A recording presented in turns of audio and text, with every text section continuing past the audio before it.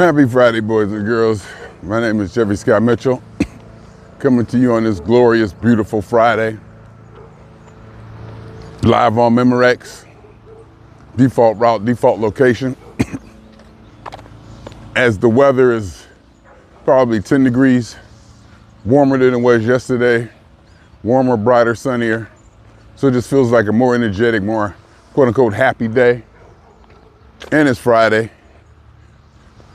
The Friday after which the Pittsburgh Steelers were beaten badly. Actually, I wouldn't even say they were beaten. They lost. They lost. I wouldn't even say they were beaten. They lost. They played terribly. They played terribly.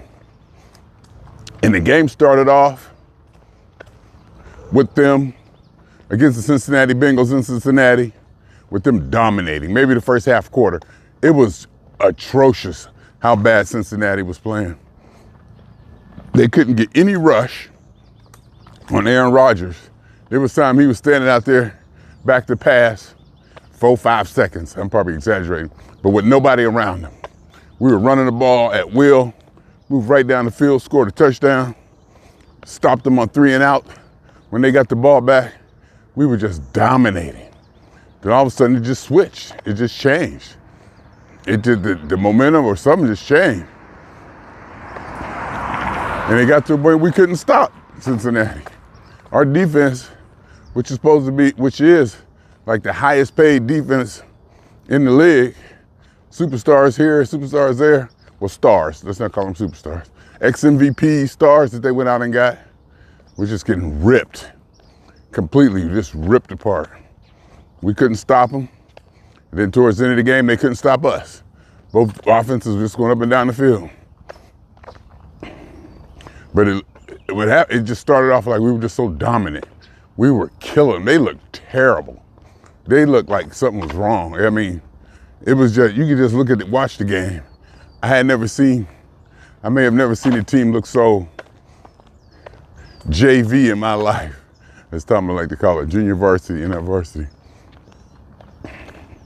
And next thing you know, Flacco took him down the field and scored. And one of the many controversies behind that is that Joe Flacco was a Cleveland Brown and they traded him to Cincinnati. You're not supposed to trade players that's gonna help another team, especially if they're in your division and you don't get nothing out of it. It looked like something above business or practicality was going on there because they traded away.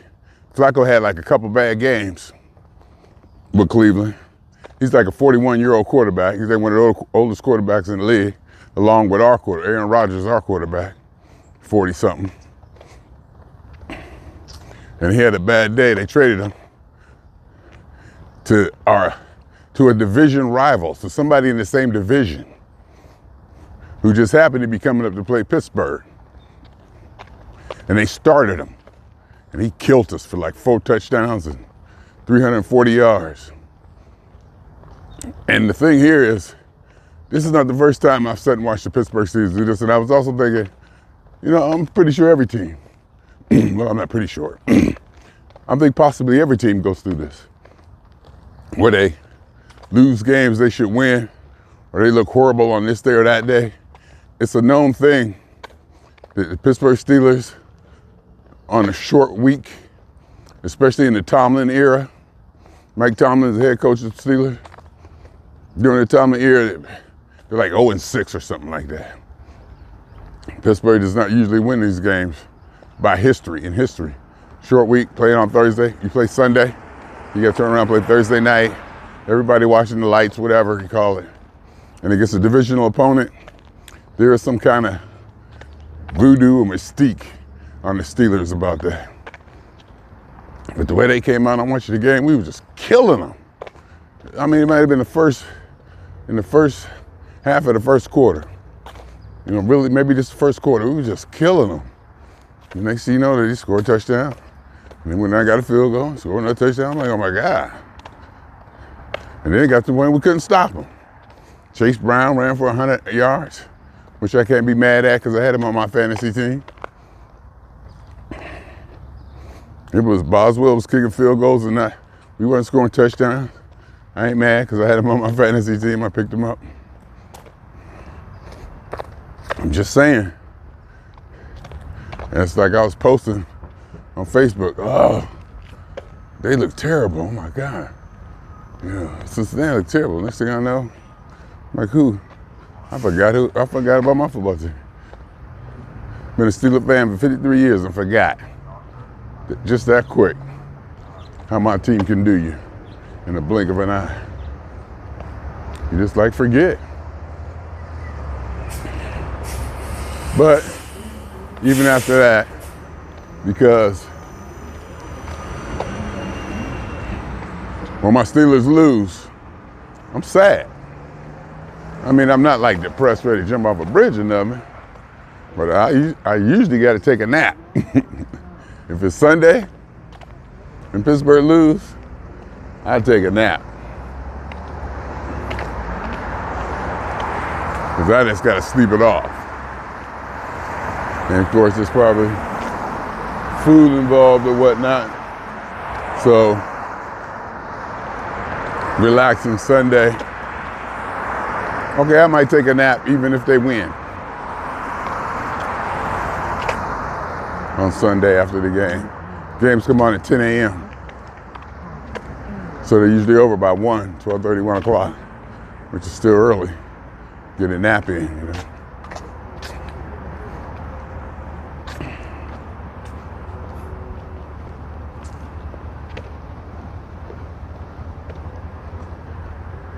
I'm walking across the light screen, but ain't no cars coming. So took advantage of that. So you know, and if we'd have won, we would have had a commanding lead in our division. We'd have had like a 4-game lead or 3-game lead or something like that, some crazy number. We had an opportunity to put this team away. And one of the things I say, criticisms or whatever you want to call it, is that it's like Pittsburgh doesn't have that killer instinct. That smash them in the ground, we don't give a damn instinct. Like the Patriots, seems like the Patriots gonna beat you even if half your family died in a tornado. They don't care. They're gonna come out and spank you like you had just beat them up last week. They just always had that just get it done mentality. Well, Pittsburgh always seems to play to the level of their opponent. It always seems we let people back in the game. Always seems like we let our foot off the gas and we just don't try to annihilate and beat the skin off of somebody. And every time I watch my football team, every single time I watch them, they come back. Teams come back on us. We always let them back in the game. Always. We could be up like 23-9 or so. Well, that's how bad, that's how we beat Cleveland the other night. But we could be up, and next thing you know, they score one touchdown, they back in it. And then it's like we can't stop them all of a sudden. So this ain't the first time. This was ridiculous. But other than that, you know, we still got I think a 2-game lead in the division. We got a couple of games coming up that might be more difficult than this last one should have been, and we'll play better. That's another thing. We play against a good team, we play better. Very usually. If it's a big game or a big team, if we're the underdog, we seem to play better. With maybe more, you know, fire, more aggressiveness. So we'll see. And I think we got Green Bay coming up. And they're quote unquote one of the better teams in the NFL. Then we got a couple games coming up. But to have Cincinnati beat us, I mean, hopefully it's the same stuff. It's the same stuff, and it kind of goes back to coach. I think it goes back to Tomlin. It has to be Tomlin because everything else has been changed. Everything else has been changed. Coordinators, players, quarterbacks. this, that, everything has been changed. I'm just saying. And then Jamar Chase last night, I guess after the game, made comments. He said they were predictable. We knew what they were going to do. Jamar Chase had 23 targets. That means Flacco threw Jamar Chase the ball 23 times. He caught 16 passes. Jamar Chase caught 16 passes for 161 yards. And it's not like it's a surprise. Everybody on the planet knew Jamar Chase is their guy. That's the one they're gonna throw the ball to. That's the one, that's their man. And we couldn't stop him. I mean, it's like, was there no adjustments, something? Yeah, see, and that to me, that comes from the top. That's head coaching. That's head coaching. I don't care how you put it. That's just head coaching. And we went out and got Jalen Ramsey to cover Jamar Chase. Literally went out and paid him a bunch of money, so we have him on his team for situations just like this. He was getting toasted. And even if you're a star player that you paid all the money to is getting toasted, get him some help. I don't give a damn. Get him some help or something. Jamar Chase said we were predictable. They knew what we were going to do. Flacco came in there and killed him. And I said the conspiracy or talk was Tomlin in the press conference, which he never does, commented on the fact that Cleveland traded that quarterback to a division opponent. He said, maybe so-and-so's much smarter than I am, because I don't understand why. You know, he usually doesn't make comments like that. Coaches and players usually don't make comments direct like that, especially Tomlin, who's very disciplined. But he let that one out on purpose, and he knew what he was doing. There's no doubt about that. And Flacco killed him. Flacco ate us up again. Flacco ate us up a bunch of times. So I can understand why he might be upset about that. Because he probably knew, just like they knew, that, and not that Flacco got our number, but a heady veteran quarterback who's able to read defenses and understand stuff, it's gonna eat us up. And he did, and they did. So that's where we went, that's where we ended up.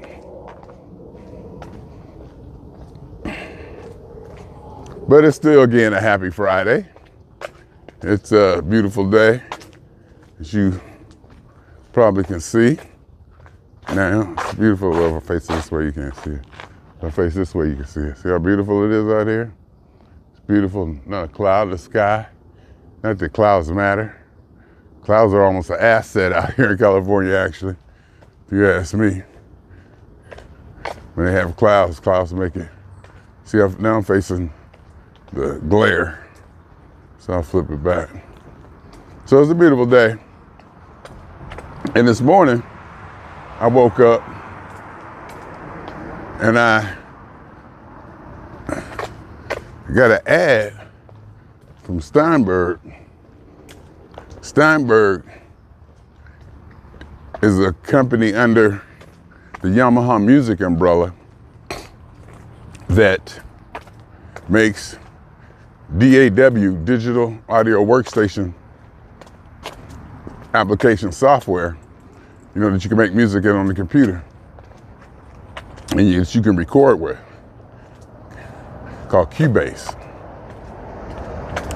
And way back in the day, when I was trying to learn how to record music on the computer and get all that going, I had a bootleg copy of Cool Edit Pro. And the idea, you know, is you record multiple tracks. You know, you record like a guitar track, you record a drum track, you record this track, you record all that. And then you stack them, you can actually make a song. Very primitive. I mean, the basics, I should say. Primitive sounds derogatory, very basic in how to do that. So I was using Cool Edit, and I was working with Mr. Curry. It was way back in the day when he first got his computer, and I had kind of been working on mine for a few years. And I met my buddy Philip Tracy, who sister Jennifer worked at Artisan Entertainment. And we kind of hooked up.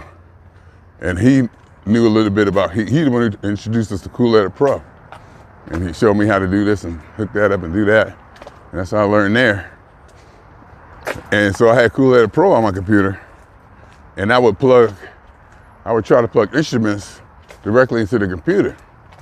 And then I realized, you know, it was weird, janky, it didn't sound right, even though it kind of recorded something. And I realized, oh, you got to get an interface. So I went out and bought an interface. Oh no, you know what happened? I wanted to record live music. I wanted to be able to record live music with a good microphone. And they had a microphone on sale. They had a kit, microphone on sale. Like the MXL 990. And I still got those mics. I still buy them. When they go on sale, I'll buy extra, buy another one just to have. I love that sound. I mean, yeah, I guess I do love the sound of music. It records. So I got a couple of those so I can record live music and get a better quality than running the microphone or whatever it is directly into the computer. However I was doing that, I can't even remember. And they used the XLR technology, so you know, it was the professional level stuff. And I had to buy an interface. And I looked at all the prices, this and that. I ended up getting a Tascam US 122, 2-channel interface. And that way I could plug external, like microphones and stuff, into the computer doing USB. And the quality and the technology was much better, much more secure, much more stable, just much better. And that's how I learned that. And I was using Cool Edit Pro to do that, because it was simple. You know, Cool Edit Pro is just completely simple. Then I said, well, and Cubase LE came with the interface, but I never used it because it was too complicated. I couldn't figure it out. Well, I didn't take time to figure it out, because you got to route the devices, you got to map the devices, you got to map the channels, then you got to map the channels to inputs, and it was, I guess daunting may have been the word to use. So I didn't really use Cubase for a long time. Then I said, well, let me try it. I said, let me try it. And I kind of put some effort into it, and I got it working. So I was using Cubase LE. LE stands for limited edition. And it was under the Steinberg family. So as I began to use that and get into that, and started to really figure out how to utilize, you know, what it could give me and what it could do. And I'm like, oh, okay, you know. So I left Cool Edit way behind. And I started using Steinberg LE, Steinberg Cubase LE4, I think it was. And as that evolved, and I started making money somehow. I don't know, was I working at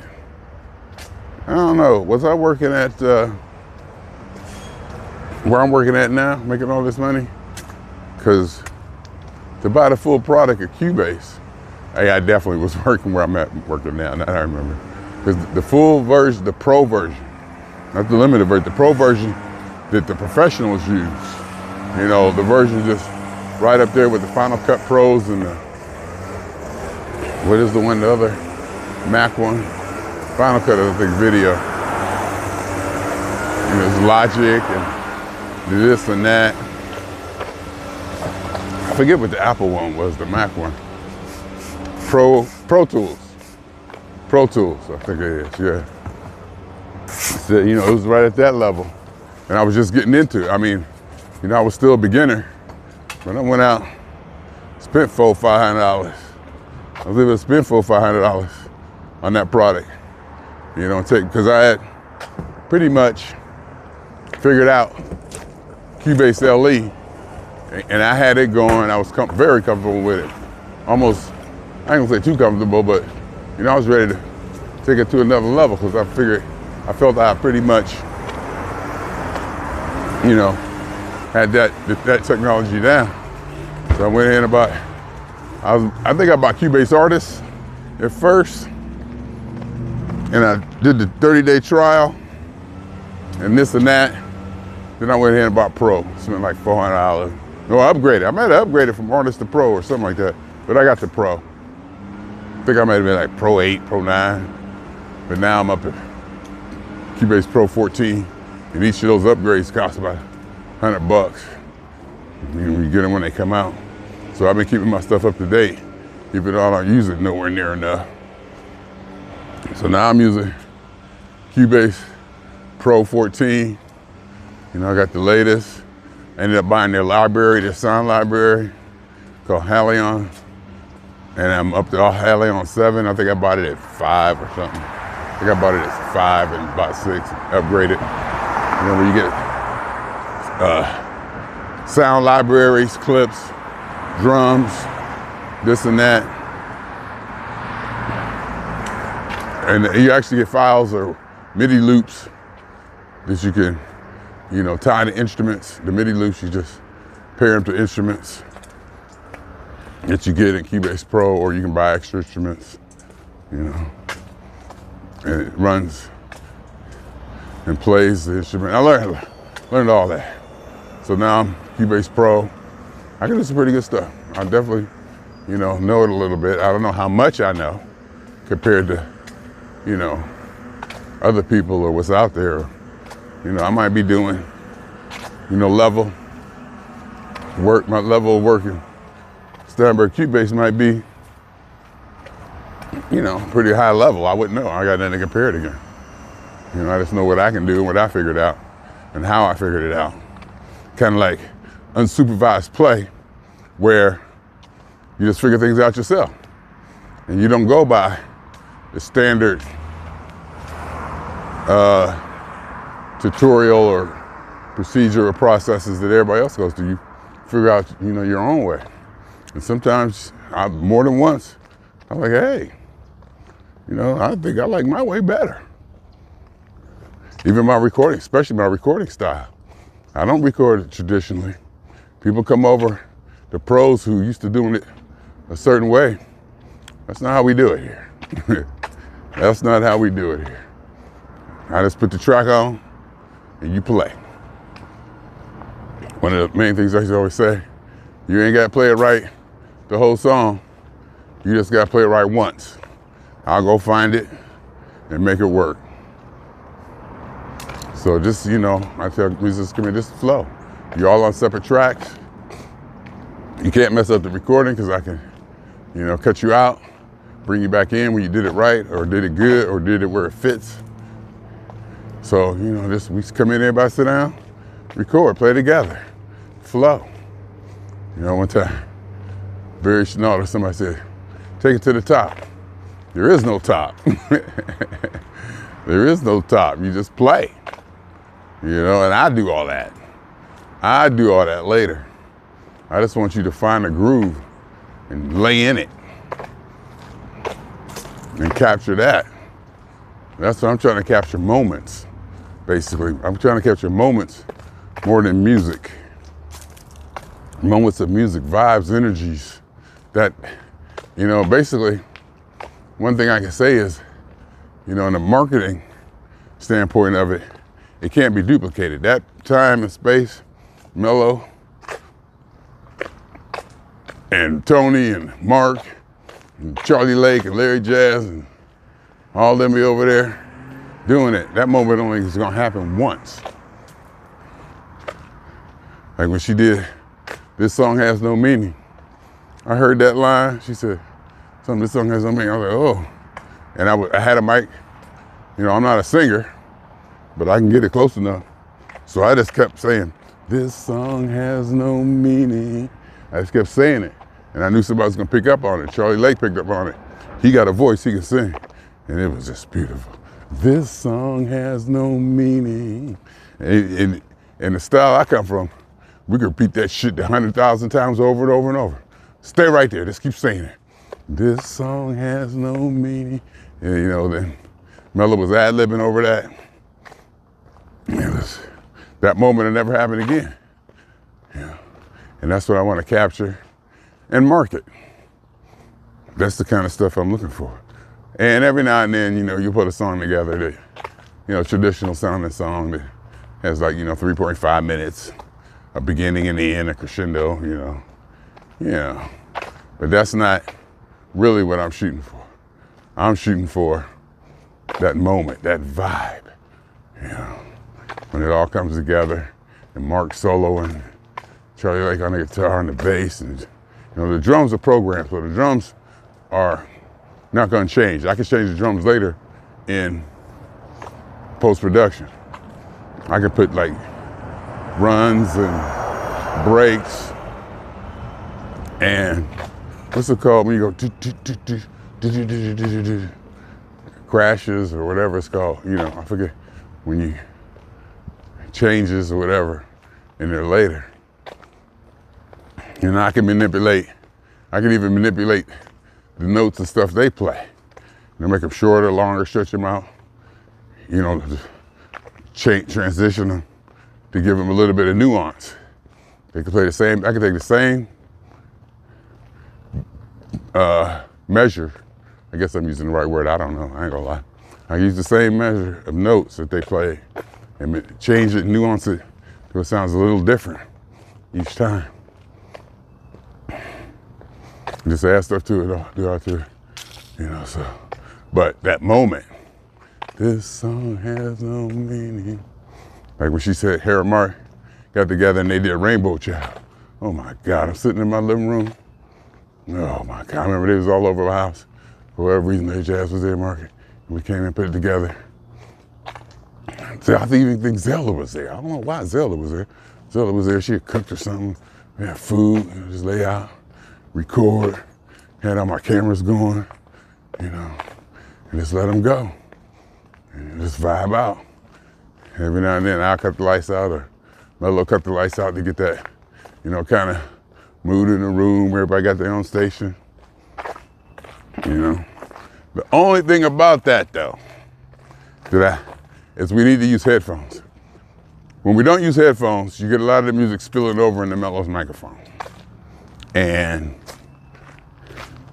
that,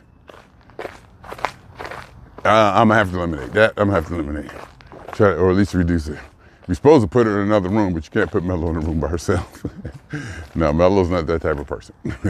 She got to be, in the room with folks, vibing, feeling that vibe. She's not, I tried to put her in a room by herself, it didn't work. She ended up coming back out like a 3-year-old, looking around the corner like, like put her in no room, shut the door. No, that's not gonna work with her. So we'd have to use headphones. And I even set up a headphone system. I even bought a headphone bank where you feed the sound in, and it's like 10 jacks. I even got adapter plugs and 4 or 5 pair of headphones. So I'm ready for that. But one thing I gotta do with that, but mainly, I need to start getting back to recording like that. I need to start getting back to recording. I say it over and over and over. Many, many, many, many times again. Over and over and over and over. It's on me. I gotta get it going. I gotta start making it happen. Because I'm me. Because I'm Jeffrey Scott Mitchell down there. That's the short version. Because I'm me. And I just set up the headphones. What I did was, I took I had a full-blown stereo. It was like one of those kind of cheapy ones with the cassette on it and the turntable and the radio. It was plastic, like one of those kind of cheapy ones. But what I did was, it had an input, auxiliary input. So I put the input in, but the speaker's out. I didn't take the headphone jack and run it to the headphone bank. I took the speakers, 10, 15, 20 watt output, the power amplifiers, and I ran that to the headphones to get more wattage, more power. because the headphones don't put out as much power as the actual output. And then I had that going, and it worked. Just gotta. One thing I would have to do probably is like wear headphones over hair or something, and the sound leaks out, and you can hear it in the microphone. But I probably can adjust the microphone, adjust this, adjust that.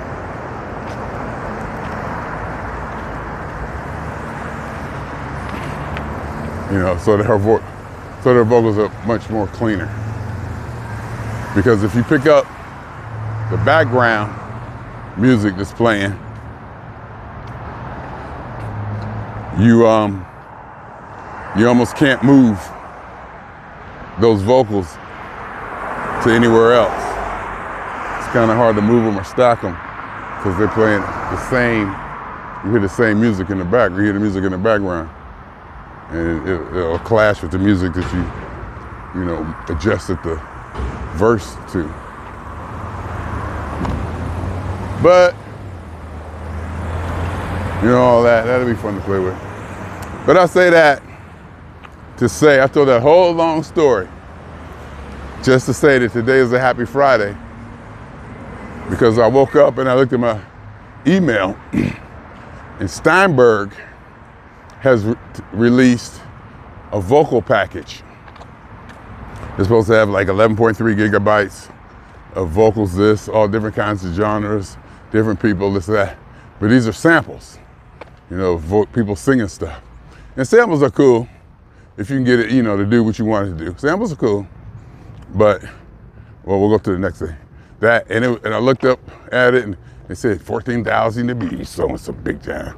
14,000 this, 15,000 that, And it's usually not all, that much, but, and I looked to see what the price was. Price was $80. I was like, oh, that was motivating. I was like, oh, $80, what the hell? Because for whatever reason, I trust Steinberg products. I'm all in on Steinberg. In fact, I would go to NAMM, the music convention here. If P-Funk was there, I'd definitely go. But I would go because Steinberg and Yamaha would have like a seminar or a booth or something where you go in and they talk about the product and answer questions. In fact, Greg Ondo is like my Steinberg hero. And I just like the way he delivers, his demeanor, how he explains things. And he was there and I was like, oh my God. I was like, it's the great Greg Ondo. And I got to talk to him. And I asked him a question that, was probably extremely remedial. And I didn't care. You can't be shy. You can't be shy. He said, you just gotta, I'm Jeffery mentioned that, man, I don't care. But you still get kind of shy, especially because you don't know. You don't know what your level of skill is versus other people in the room. Well, I've been using Steinberg for 13 years. I've released music with Sting and blah, blah, blah, blah, blah. Like, oh, yeah. And you turn around and find out. You may turn around and find out that your style or the way you learned it, how to do it unsupervised, unscripted, how you figured out how to do it, may turn them on. And they say, whoa, that's how you do that? Yeah, this is just how I do it. And you go, whoa. Like with granddaughter, I got a glider, like a exercise glider in the basement. And she been watching me all her life before she could even get on the thing or fit on it or do her legs or anything. She been trying to get on that damn thing. So, now we let it in the basement, she got out there with her mother, whatever. She obviously has unsupervised time on it because she was doing some things on that thing that I found impressive. She learned how to sit down on it and like swing herself. She learned how to use one of the foot things, one of the foot glider pedals, and just sit on that and do this. She just learned a bunch of different ways of doing it.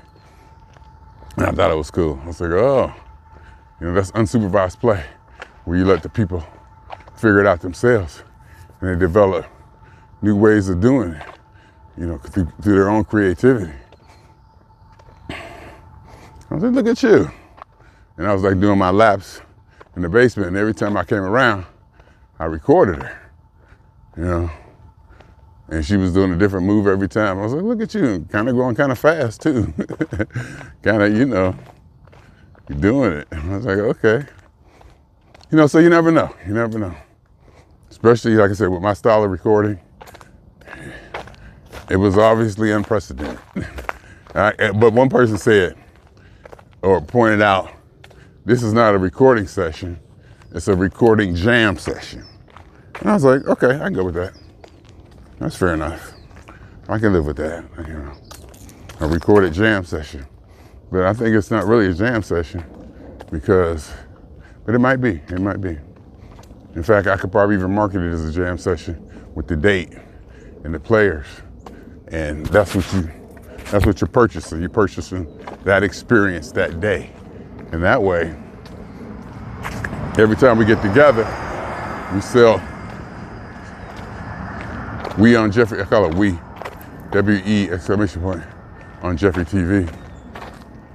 We on Jeffery TV, and whoever's there that day gets listed as a band member. And then you just release it, you know, you mix it down, release it. It really is a recorded jam session and not a song. So it's not gonna be, it doesn't bother me that it's not radio ready because of the way I'm thinking Spotify and the online things work. You know, length and this and that kind of don't matter, except for, and I even got DistroKid. DistroKid is a way I can put it out there for sale and get it on all the podcasts. I mean, all the Apple, it's not Apple TV, what is Apple? What is Apple's? iTunes, and Spotify, Google Music if they still have it. All that's in place. I pay $80 a year for that. I ain't put a song out in 4 or 5 years or whatever. But you know, I got some music out there, which, you know, ain't really doing nothing. But I got a structure in place. I need to revisit that. You know, I got little logos and what's it called? Not avatars, but you know, little company decals or whatever, you know, all that set up. So, oh, and I said all that to say that when I woke up this morning, Steinberg had a vocal package and it was only $79.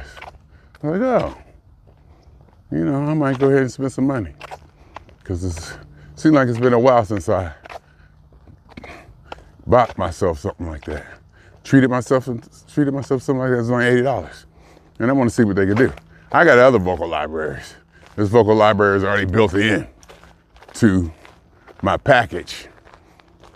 So, you know, it'd just be fun. It's just be like a catalyst or a reason to go ahead and, you know, get into that. Maybe motivate me on a Friday for the weekend.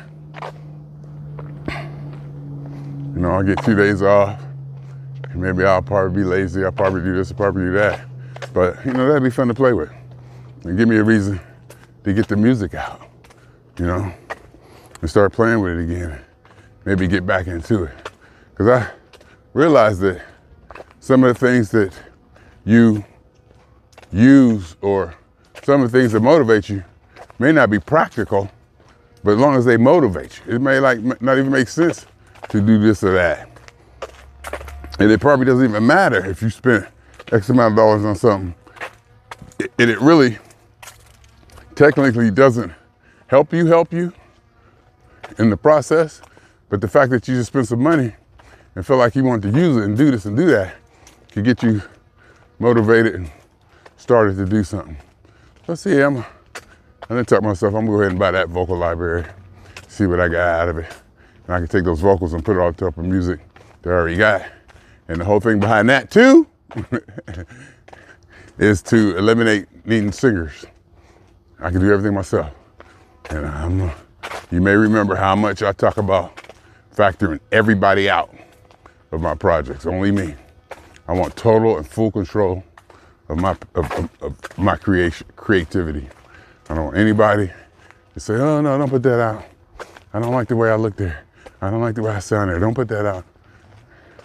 I mean, and I'm listening to it and I'm loving it and I can't put it out because they say no.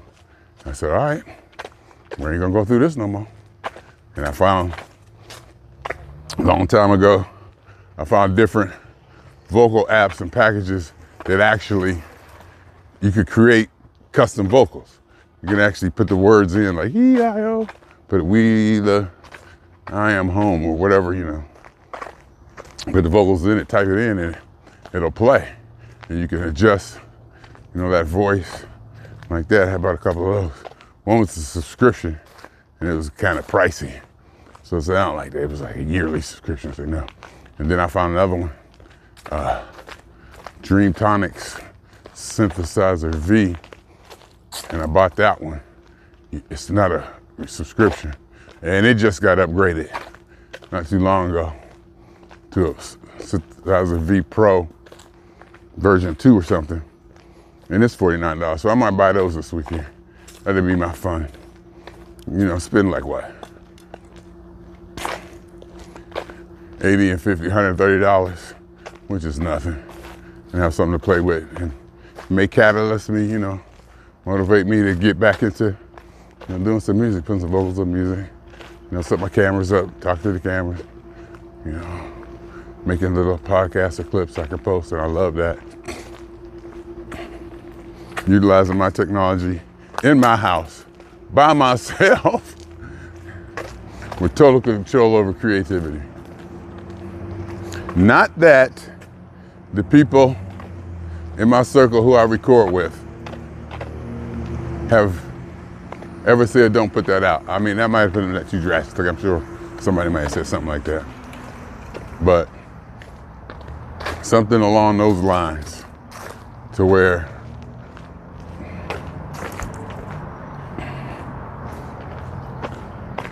you know, to inhibit it, you know, they come over and record, they leave.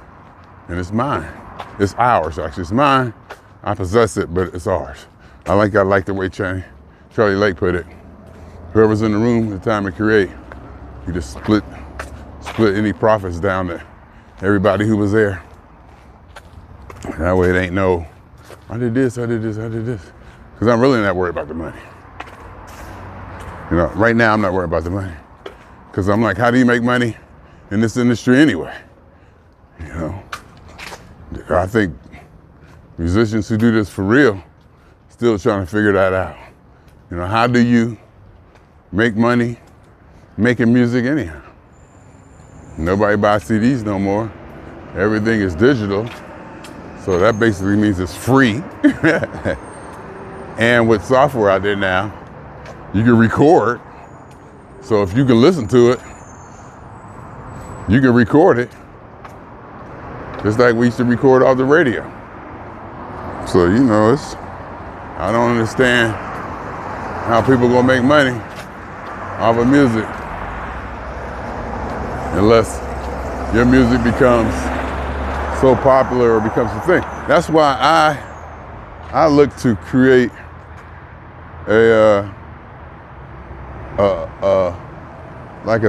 not a sensation, but a what's the word? A trend or a wave or something, a kind of music that just touches or changes things, creates a wave. Not so much, you know, to sell individual songs or records. I'm shooting at creating something that maybe changes the way we understand music or becomes a phenomenon. I'm trying to create a phenomenon. And then from that, you know, will come the philosophy, the art, the aesthetics of it, and whatever kind of goofy trend or, you know, whatever peripheral, you know, just some kind of anything. Oh, this music came out, and maybe somebody heard it and they start wearing these hats, you know, so, and the hat represents this, and this song represents, you know, a freedom of euphoria or something. And then, you know, develop symbols, even a language. I was thinking even develop a language, you know, to go with the music and all that, and sayings. And of course, it'd be tied to Jeffery TV and Jeffreyism, if not loosely, but because I'm not gonna be, more than likely, I ain't gonna be putting out stuff I don't believe in, so. But I might, and I do. There's a couple of songs I talk about. I never say I love you, you know. It's just like I long to be with you. It's all that I can do. And like the songs where I made where, you know, talked about a person that, you know, I just needed to be around and wanted to be around, and, you know, and it's not true. I'm not that kind of person. I exaggerate, you know, feelings that I can imagine, and I feel like I can feel them, but you know, the only thing I'm worried about is me. No, not that bad, not that bad, not that bad. You know, hey, you better stop. Thank you. Oh, you know, so, because I say, you know, talk about longing to be with somebody and not being happy because they're not here, and that's an exaggeration. You know, one thing Mark said, what Mel be doing is acting. And I didn't think about it. It took me a while for that to hit me. You know, when she's over there singing songs and doing this and expressing this emotion, she's actually acting. And I was like, oh, okay, I get it. I get it. Yeah, so I actually should have a recording session. Probably gonna call somebody. I always wait till the last minute. I don't know. I just gotta have, just feel like I ain't got no time. And that's part of the retirement. What if I retire, you know, would that open up time for me and space for me to be creative and have recording sessions and people come over and all that, you know? Because I was thinking when I had my time off for disability, or, you know, when I was burnt out or whatever, I thought, I didn't really do nothing. But then again, I looked at it, I really didn't lay around. You know, I kept it moving. I did concerts, flew back home, did this, did that. I didn't, you know, I sure didn't lay. I may have laid around for a week or two, but it didn't last. Because I think I was Chicago, Detroit, people from Cleveland, you know, so I kept it moving. So if I retire, you know, how much time will I end up getting lost or wasted from me being lazy? But I'd be overcome by boredom and the such. But it also may open up time for me to do these things I've been wanting to do. Like, say, like, I want to record on a Saturday. I don't work on Saturday. But maybe by working through the whole week, come Saturday, I ain't got the energy, physically or mentally, to do anything. Like, look, I just need to rest. And then by the time I rest up, get myself together, it's time to go back to work. And maybe I need that rest to replenish myself, not just physically, to rest physically, but to rest mentally.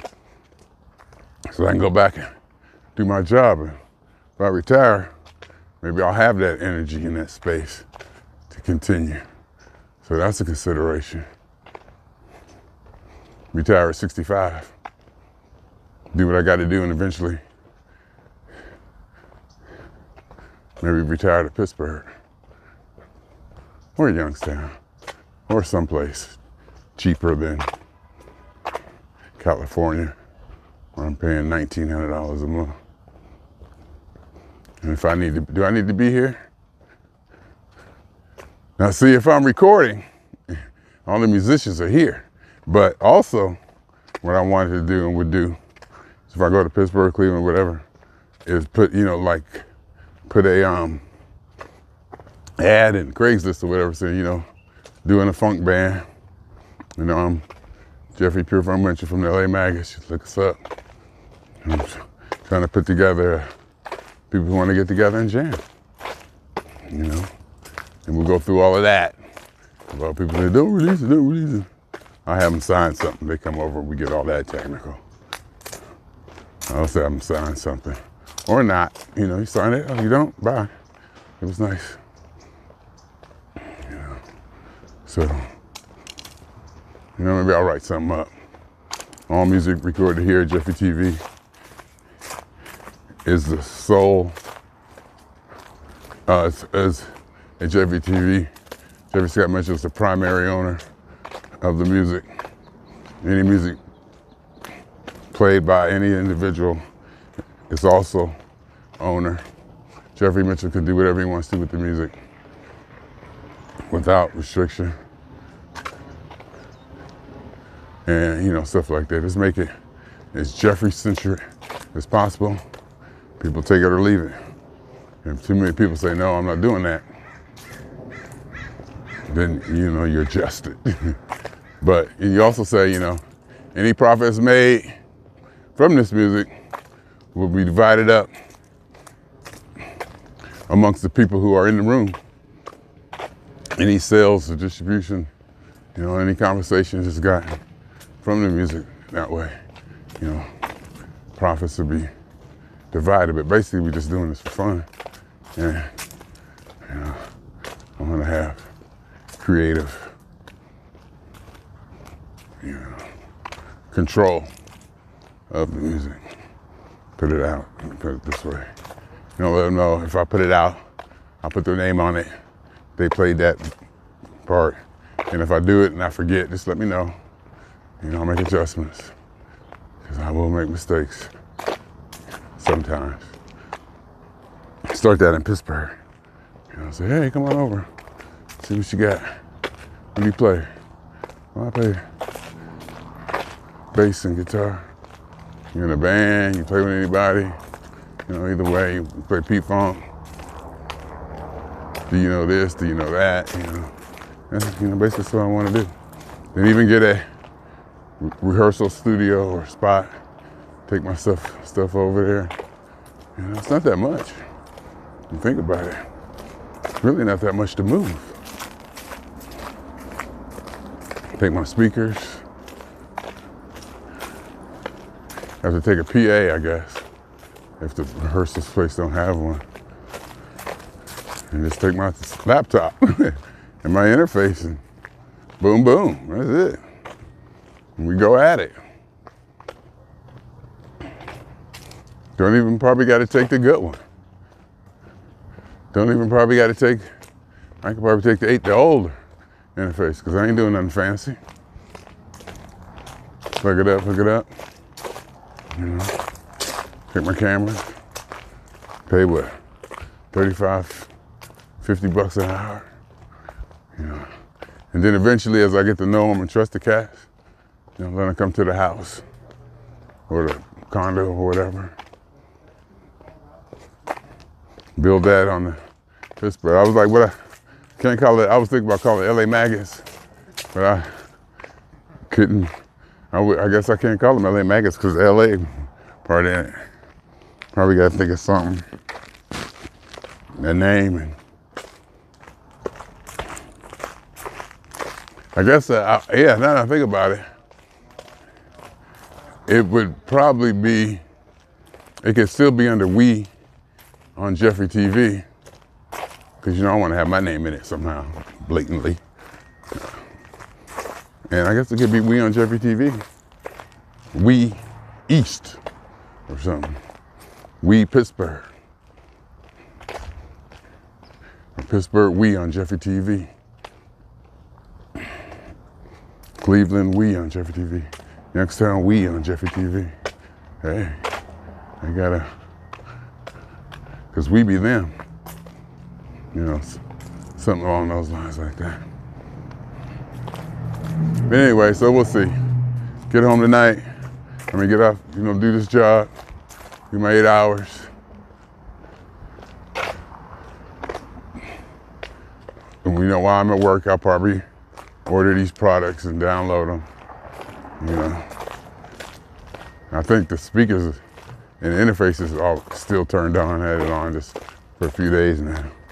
Speaker and the interface, power speakers, I just left them on. They've been on for maybe like a week or so. Just all this stuff is sitting right there, ready to be powered up and turned on. It's already turned on, but you know what I'm saying. You know what I'm saying. And we are there and get this vocals and see what I can do. I got a funny feeling that Dreamtronics is going to be a learning curve. I know it is, in fact, because I think it's Japanese people made it. And, sometimes the wordings and translations don't come through so clear, especially when it comes to instructions or directions or whatnot. So we'll see how that goes.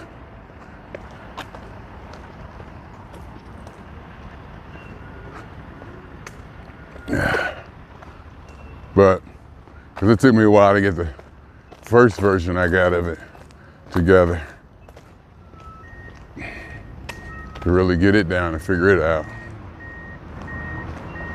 And there's a lot to it. That's another thing. You look at it, you can see there's a lot more to it that I'm not utilizing. That part gets to you too. That part gets to you, you realize, I'm not fully doing what this thing can do. What does that do? What does that do? You gotta stop and study it and test it out. You say, I could have been adjusting the breath on this vocal part here, give it a more soulful sound, or, I could stretch this part. I learned, all the little things you can do, and that's the fun part, to get that vocal. Because I do have an idea of funk. It's definitely funk-based. It's at least funk-based, because even the down-tempo, deep house or whatever I listen to, chill, whatever, it's on the one. It's still on the one. The tempo's changed. And in my mind, funk, the tempo and energy of funk has changed. It's no longer that of the 70s. That was a different kind of energy, a different kind of tempo, a different kind of beat, everything like that.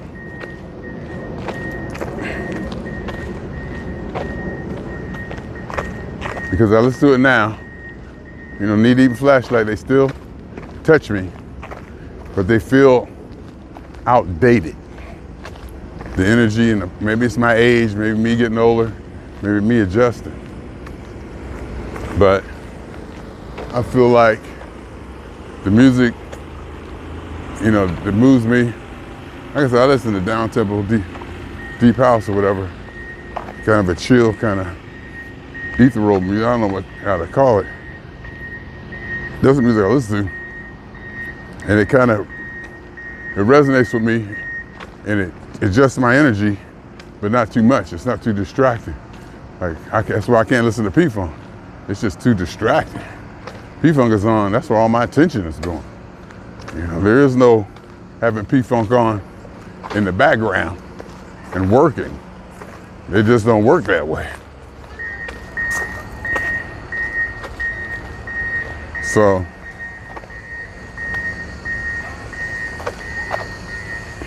and there's a vibe and a funk thing in all that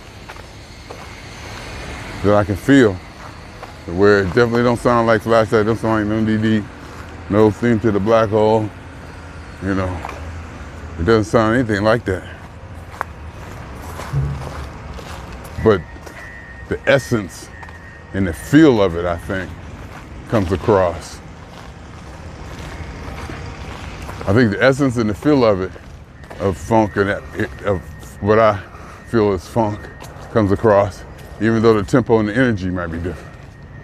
Like, you listen to one of those Eurofish on my water sign, or the down tempo, the slow P-funk stuff. You can still feel that energy, but it's not at that flashlight, knee deep tempo energy. And I think that's where I'm looking to create that phenomena of music that just sweeps. Not where it becomes just so popular that it's not about sales or record sales or this, where it just becomes such a sensation that you get enough Spotify listens where it becomes mainstream phenomenon where you get your Spotify listens and it touches something in the soul of humanity. The soul and the physiology and the mental aspects of humanity. That's what I'm trying to do. Maybe everybody is. Maybe everybody is, who knows? Maybe I'm just catching on myself. That's cool. You know why? Because I'm a computer technology analyst. That's where I make my 6 figures. Well, very, very close to 6 figures. You might as well say it's 6 figures. Very, very close to 6 figures. Very, very.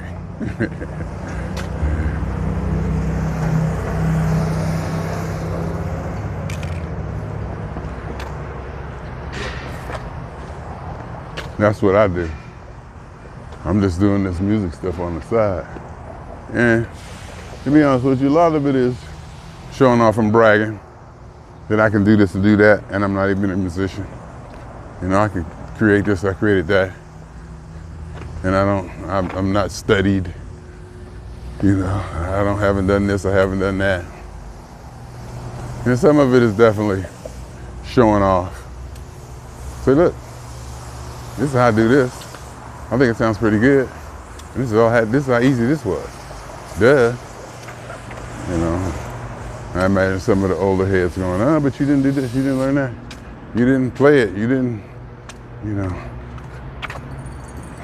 have everybody play the instruments separately, and you didn't work that out, and you didn't put that, didn't do it the traditional way that they've been taught. Because I remember when this computer stuff first started, them old heads wasn't having nothing of it. And it's like at work, there's a lot of people who was like ready to quit because they don't want to learn computers. Like a nurse, I'm here to help people and be a nurse, not learn computers. I'm here to help people and nursing. But now to do that, you gotta learn how to work computer. Even if it's simple as putting in your start time or putting in medicines or reading this or reading that. Some people, aren't there, and they get apprehensive and they have fear of even interacting with a computer, even if it's just typing in their name. A lot of people feel like they're gonna break it or whatever, so they ain't trying to, be a part of that. And I get it.